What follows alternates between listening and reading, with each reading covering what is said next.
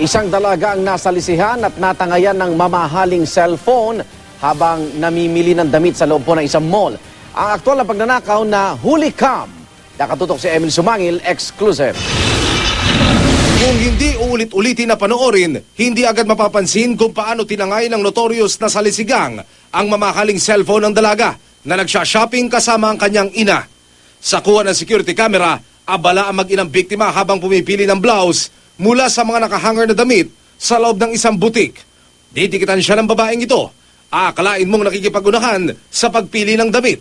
Pagkuha ng suspect ng kunwari na pili niyang damit, bahagya niyang binangga ang biktima, sabay pasok ng kamay sa loob ng bag ng dalaga. Hindi ito napansin ng biktima dahil ipinantakip ng suspect ang blouse na hawak niya. Ang nakuhang cellphone, mabilis ipinasa ng suspect sa babaeng nasa likuran niya.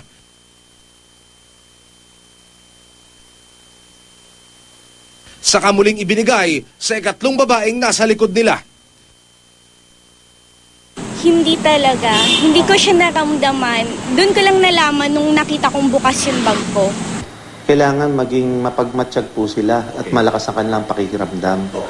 Lalo na po doon sa mga taong naggigit-git sa kanila nang wala naman pong dahilan. Hindi raw agad pinag-isipan ng masama ng mag-inang biktima ang grupo ng mga mandurukot na ito dahil sa pananamit.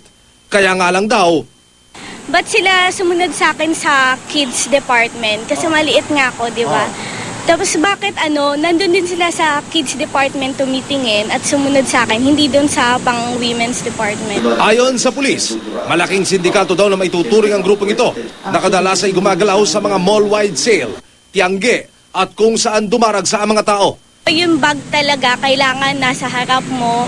Tapos at all times talagang siguro kung may kasama ka, dapat kayo mag-body system kayo na let's look out for each other.